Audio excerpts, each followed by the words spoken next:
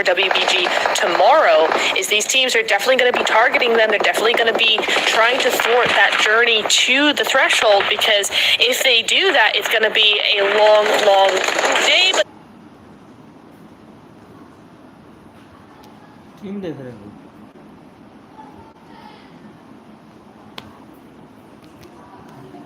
definitely going to be trying to thwart that journey to the threshold, because if they do that, it's going to be a long, long day. But Tiamba moved through, trying to crash across the road and getting absolutely sent back to the lobby time and time again here.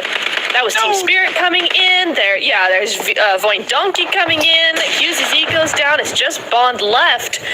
And what can they do here? Not a whole lot of anything, as Genotope do go on down. That's going to be BTR picking up another point. I mean, it's a city finish, it seems. It's another city finish in Miramar. The map that is very well known for all the open spaces, open grounds, little places that people can hide in. But no, this time we're going for a city finish. Once again, and that seems to be the trend in this tournament, I think, when it comes to Miramar specifically. We've had more than, I think this is the second, maybe even third city finish that we might be seeing in this game. We'll get back to that topic later as D plus Key and Vampire once again jumping into a fight. And Vampire, they might have lost one of their members, but they're still setting their sights on all those squads, all these eliminations. So far, 6 to their name. And I think if they keep up this level of aggression, they could easily hit 15 eliminations. APG taking down BTR. Razy getting knocked to the ground. The BTR have 2 members left. Rufus is the last one alive. He should be able to get the revive onto Zyol though. But here comes the MVP and damage to the limbs. Here comes Federals, and he's hungry, but he gets put right down into the ground. Then BTR. So down to Zyol. Satarlast will have saved them. 6 elims to the team and 5 in his name alone. Wow, what an MVP contender he is turning out to. Save them. 6 elims to the team. Here comes Federals, and he's hungry, but he gets put right down into the ground. Then BTR. So down to Zyol. Satarlast will have saved them. 6 elims to the team and 5 in his name alone. Wow, what an MVP contender he is turning out to be in this game. Federals as well able to be picked back up. I mean, honestly, if you want any duo out of BTR to be still alive, it is these two. Satar with 5 elims already, and Federals, well, we know what he can do. So great duo to be left alive for them as the zone continues to bring everybody back into this circle, into the town, into the city finishes. QZZ now gonna go down again. Bond trying to get his teammate. Not gonna be happening, possibly. There we go. That sticky nade, not gonna do much there. Oh, bad bounce on that nade. That's gonna be another fail. They might just get this res up. Potato is going to try to do something here. No, they're not there. They're not there, guys. Stop wasting your utility. Wait, maybe not. Bond is going to go down here. Down and out is going to be Tiamba expelled from San Martin. I could have sworn that Molly was not going to catch, but it went all the way down the stairs. What is happening? Expelled? That's the first time I've heard that one. Yeah, I like that one, though. Expelled. All right, let's see what other kind of school terms we can come up with. Although I thought we would have saved that for like maybe a fight around school in Erangel. Okay. You're right. You're right. It's fine. But we'll see what we can come up with over the next couple of minutes, because right now the fights are getting spicier and spicier. The high ground that Vampire have over San Martin is ridiculous. But it's also a lot of windows and doors and floors and buildings that they have to monitor. So many different angles that they can be knocked from. But I don't think they can ever be pushed, though. Time will tell.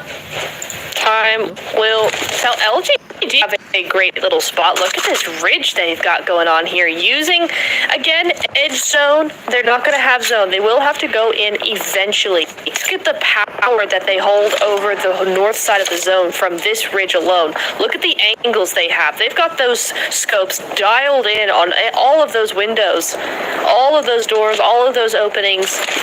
and they're trying to just get as much information, scout as much as possible, influence Rage, moving into this area, possibly just to pick up Diego. I sure hope so. They're outside his zone, but maybe this is them being aggressive. They want this fight with LGD. What do you think, Sandstorm? I mean, they know they need to get those points, and they know that this is their golden opportunity, so they have to take it. They have to take the fight to LGD, but also be a little bit careful with your approach. Try and see if you can get yourself a knock at least before going for that push. But yeah, I agree. They have to take this fight with LGD. 4v4. Very, very important points for them to secure. And with Law going down, Diego having to go for the revive, that just means the LGD think, all right, this is our opportunity. This is our chance. This is our push. And that's exactly what they're going to do. Diego still going left and right, just scouting, trying to find a little bit more information, but that exposes him. Little boy is there to provide a little bit of cover, a little bit of damage as well onto Afu. And onto, I believe it's also Tian. Try as much as he can first. The crouch towards his team. He should be secured as an elimination for LGD, but the rest of the squad of Influence Rage, they are not accepting this loss. They are not accepting this fight, and that they will accept. A knock onto Tian to even things out. Wait. Yeah, that damage! No, the damage! Yep. The damage from the zone takes down Lil Boy. Playzone secures the elimination onto Lawrence, and Lil Boy went down to the zone, so that point will not go to LGD. Diego will be the last man standing. Well, right now he's crouching, and next he's going to be sitting 6 feet under.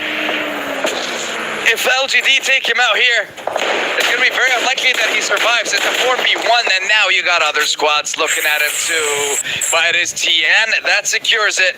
They will not be denied that point. They worked hard for it. And to get revived as a full squad is crazy work. GG's from them, the other powerhouse here. Vampires, look at that. They have full control over San Martin, because yes, LGD had control over the north side, but they couldn't really see into the city all that much, right? It's just a little too far.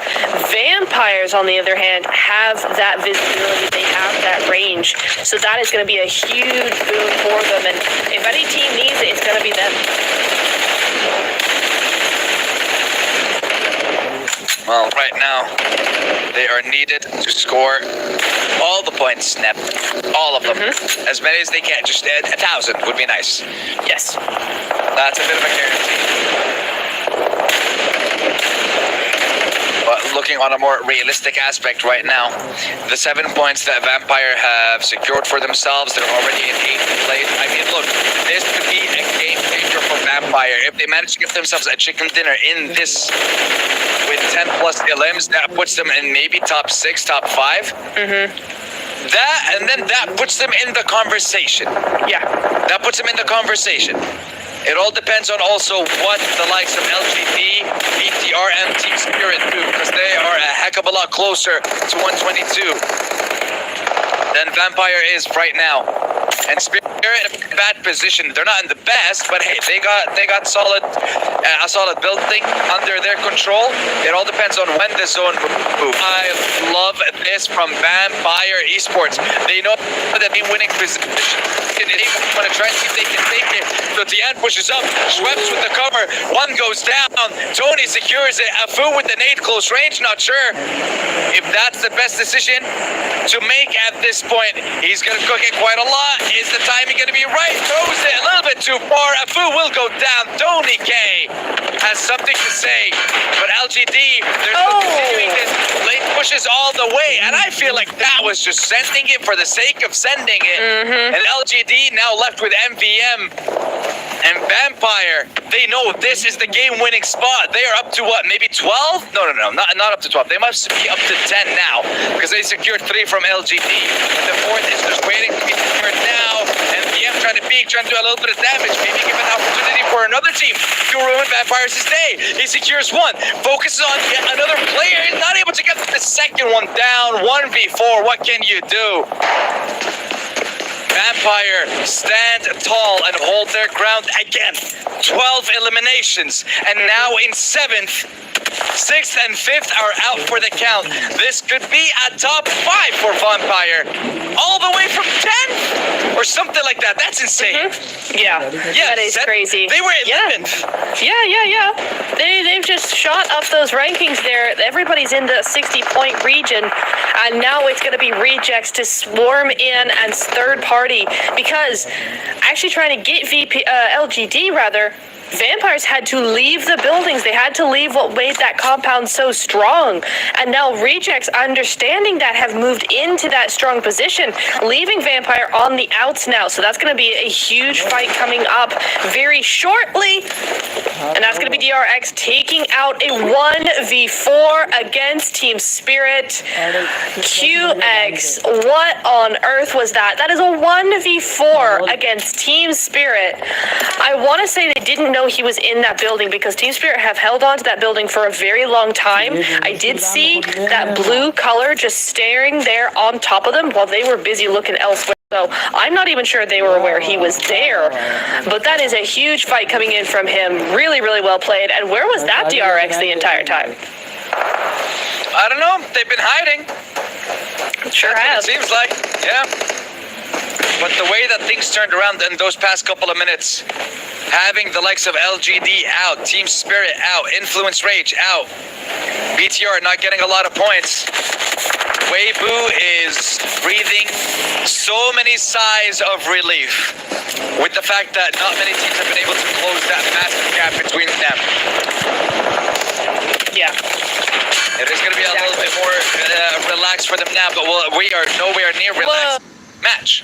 Yeah. There is a potential for it, because right now they just need to make sure they hold this high ground and destroy everyone who makes a move into the open. Yeah, exactly. To get 30 points, they need a win and 5 more elims. The way they've been going might not be all that difficult for them.